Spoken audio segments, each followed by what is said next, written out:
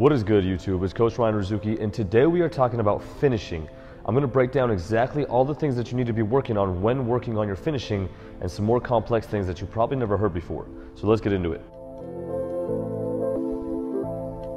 I train hundreds of players every single day, and one of the biggest flaws and common weaknesses that I notice when they go to finish the basketball is that they will rock it side to side. So the first thing that we want to talk about is just the pickup. And this is probably something that you've never heard or addressed that much or very often, but there are multiple ways to pick the ball up. So when you slam it and go into your two steps, you want to be able to pick it up over your head, high, and protect it there. You want to be able to tuck it in the middle, tuck it in the side. You might want to pick it up low. You might want to extend it. You might want to pass fake, keep it with one hand, put it on your shoulder. There's hundreds of different ways to protect the ball depending on where your defender is, and if the defender is on you or they're coming at you or their help side. There's so many different ways. So what we'll look at right now is just a high pickup, a tuck, a side, a low, and a pass fake.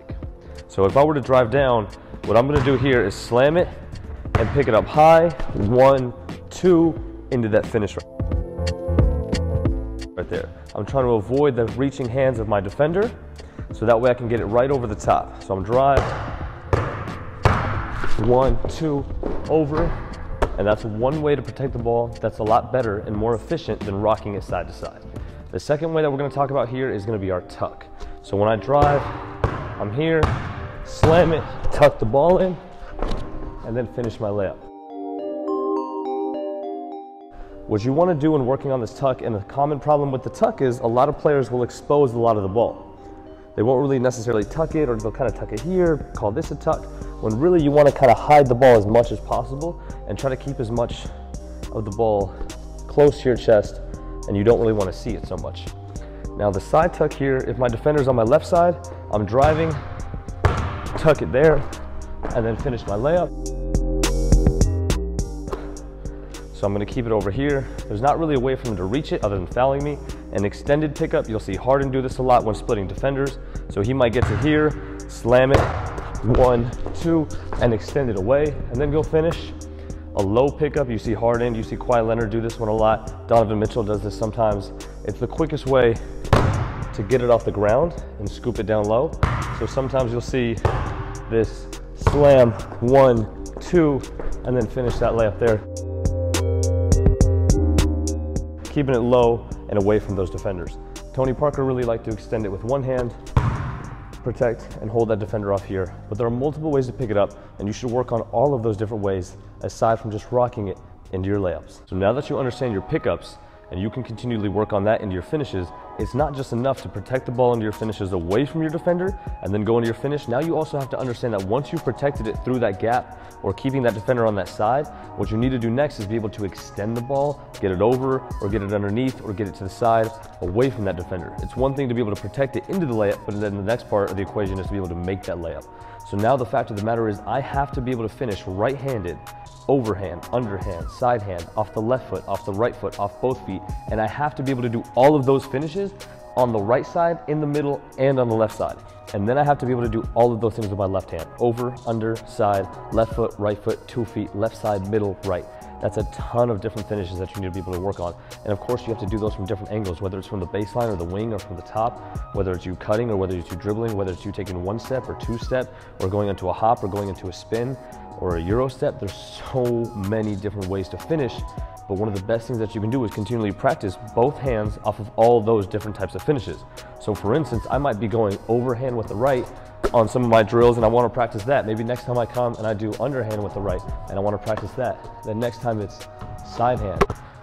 You might want to work on those left-handed as well. So you're coming here, maybe I want to work on it in the middle. So I'm going lefty overhand, I'm going to go lefty underhand, maybe I go some lefty side hand. It might change completely on where I'm coming from the floor. But then again, like I said, you got to be able to do inside hand off the right foot. I got to be able to do inside hand off the left foot.